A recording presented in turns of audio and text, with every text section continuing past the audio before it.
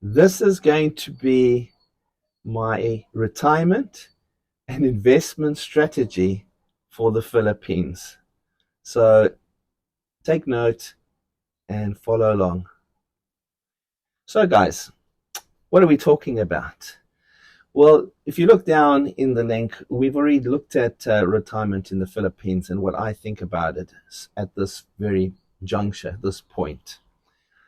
But obviously, I don't stop thinking about it. And the more and more that I do think about it, I think I've come up with what I would view as a strategy that I would take in regard to Grace and retirement and investment in the Philippines. So follow along and see what my take is and see if you can maybe glean something from that. So really the crux is not to look at, what it's going to cost and what I'm going to do or where I'm going to stay. This is more about what kind of strategy I'm going to have so that I keep this in the back of my mind at all times when I'm thinking about going to the Philippines. So I don't overstep. I don't go and spend too much money. You hear all these terrible stories of people going out there, maybe with a lump sum of money. They find a beautiful Filipina and they fall in love and they want to please her and they do whatever needs to be done in order to accomplish that. So they buy houses, they help the family, they get involved with the family to start businesses. And then sometimes, obviously it does work, sometimes, but it seems like there's lots of stories where it doesn't work. Have you noticed that, Grace? Yeah. So that's something that I want to make sure doesn't happen to myself, because obviously I'm responsible for Grace now. So whatever happens, I've got to make sure it works.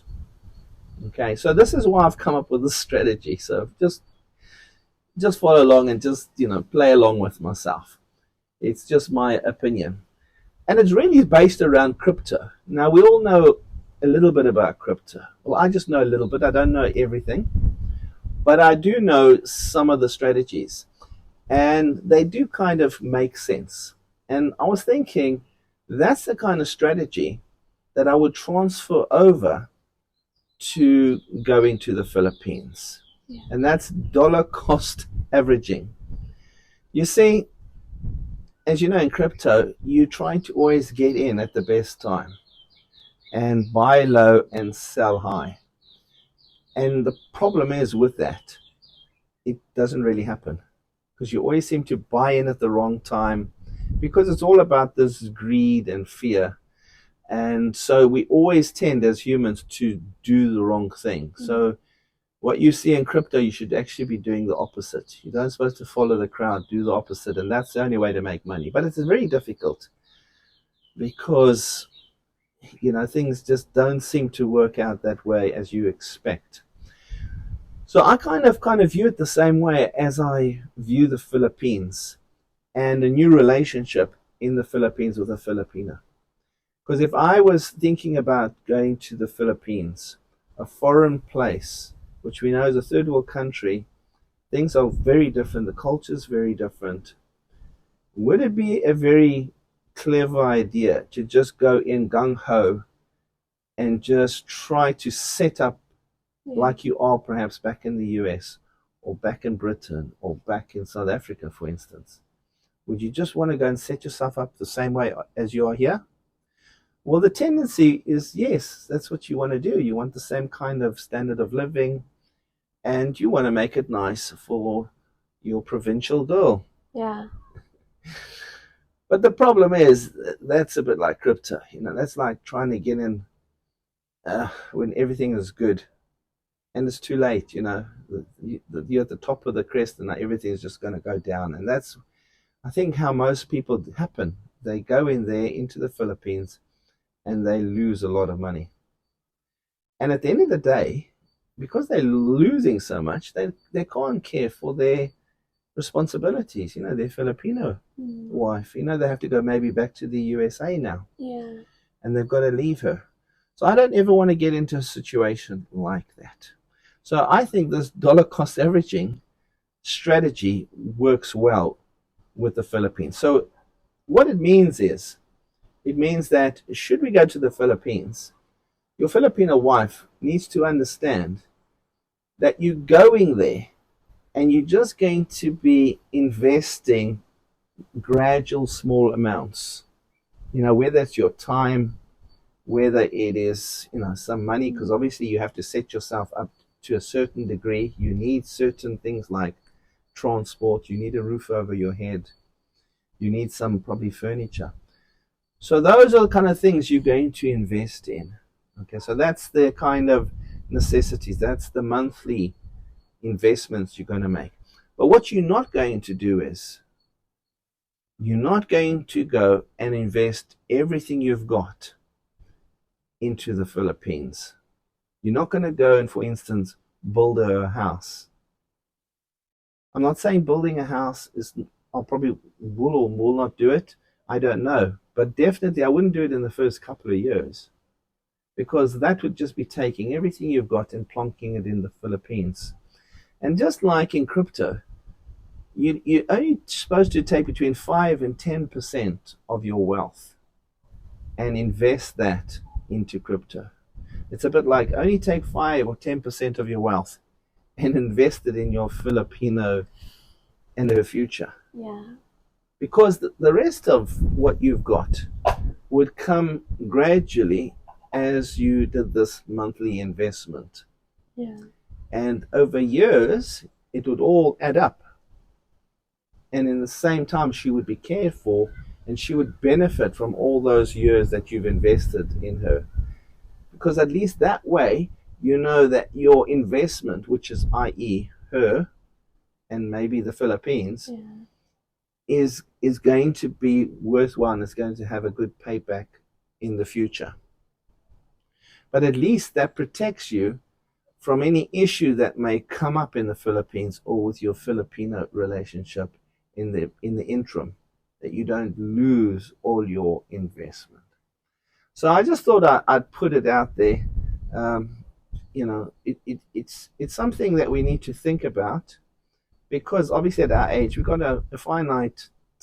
I mean, I'm not retired yet, so I've still got to work. But if you are retired, basically your working days are over. So you've got a finite income that's going to come in, and if you lose all of that because you've gone and invested it, thinking, just that this investment is going to pay off. Well, we know investments don't always pay off.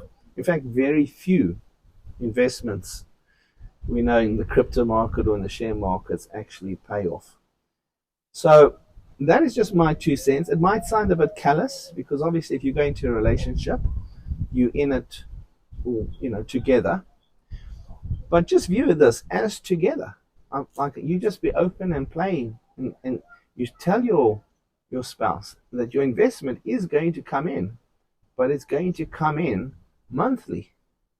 It's not going to come in one huge, because you cannot afford that. It's far too risky. Okay, so that's just a little thought that I thought of leaving with everybody today is, do you have a strategy? When it comes to your retirement, how much you're going to invest in the Philippines. Now, obviously, this all depends on your wealth, because obviously some people have got a lot of money. To go and spend, 100,000 US on a house is nothing for them. So yes, good on them. They're keeping within their 10% investment. They're not putting all their money in. But some of us, like myself, who don't have that, we've got to think very carefully, because we are in it for the long term. We got to take care of her for a long, long time. And so therefore, the funds that you do have, you need to protect. And therefore invest them very, very carefully and strategically. So that's just my 2 cents worth. Obviously, I asked Grace what input she could give on this. And what did you tell me? Felt nervous. She feels nervous. Well, listen, just tell us. I mean, what as you as a Filipino who's married to a foreigner, what do you expect when you go into a marriage? in my opinion, Mm. I expect that if I married a foreigner, I had a good future in the past, and in our future, and then I had a good life in here where we're living here. But my mind is my future is in Philippines, not here. Yeah. Okay, so that's the point. You know, they kind of expect that you provide them a good life. So think about that seriously. You don't want to provide them a good life for a year or two or three, you know, and then find you can't provide that life anymore. And that's what they need to understand as well. We're investing for the long term. Okay? That's why we're investing monthly. We're not crowding in because we don't know what's going to happen even in the Philippines. I mean, even the political situation in the Philippines, look how close they are to China. That worries me. I've got a situation where my wife comes from Mindanao. In fact, she's an hour away from what it's termed as the forbidden zone because it's an hour from where it's Muslim territory. So for me to go and live where she wants me to go, you know, that's very dicey. That's very risky. I mean, I don't mind the Philippines, maybe if I'm far away from that area. But that's not where she wants to go because that's not where her family is. So, you know, you've got to look at these issues. Okay, so it's what strategy do you have? Because if you don't have a strategy, you're just going to go in and you're going to flounder around and you're just going to waste money and you're going to put money here, put money there. And yes, initially, you know, it's all good and lovely. But very soon you'll realize this take, disappear, the money's gone. It might put you in a bad position. And that is just where I think there's dollar cost. And if you can sell that to your Filipina, then she's not expecting, you know, the house. She's not expecting. And I think I kind of made, I mean, I know I'm talking this way to you, but I kind of made a similar mistake when I first met Grace because sillily, you know, or stupidly, I kind of gave her some options. I mean, what options did I give you? That's a problem. That's a problem. I forget. Well, I gave you 4 options. I said, you know, you decide where you want to stay. Oh yeah. Okay, so what were the 4 options? You could stay either in South Africa, Zimbabwe, or Philippines, or UK. Oh, you've forgotten already. Oh, okay. Goodness, that's good.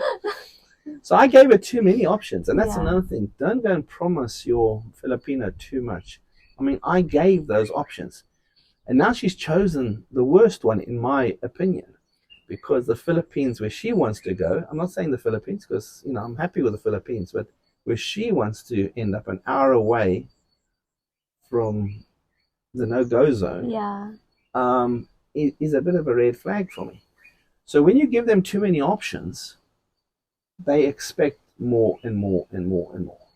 So if you go in with this dollar cost averaging strategy and you just tell them it'll all come, it'll all happen, we're investing slowly, and, you know, wait to see how our investment pays off in the future. You know, sell that kind of idea or that strategy to them. All right. Any questions you have for me? Do you think that's a good strategy? I don't think so. You don't like that strategy? What strategy do you want? You want it all now? Yeah, sorry, it's not going to happen. All right, guys. So we're just going to close off there. Yeah, and also don't forget to subscribe. Yeah, but like and share, and also just leave a comment if you want to ask something about, you know, Philippines.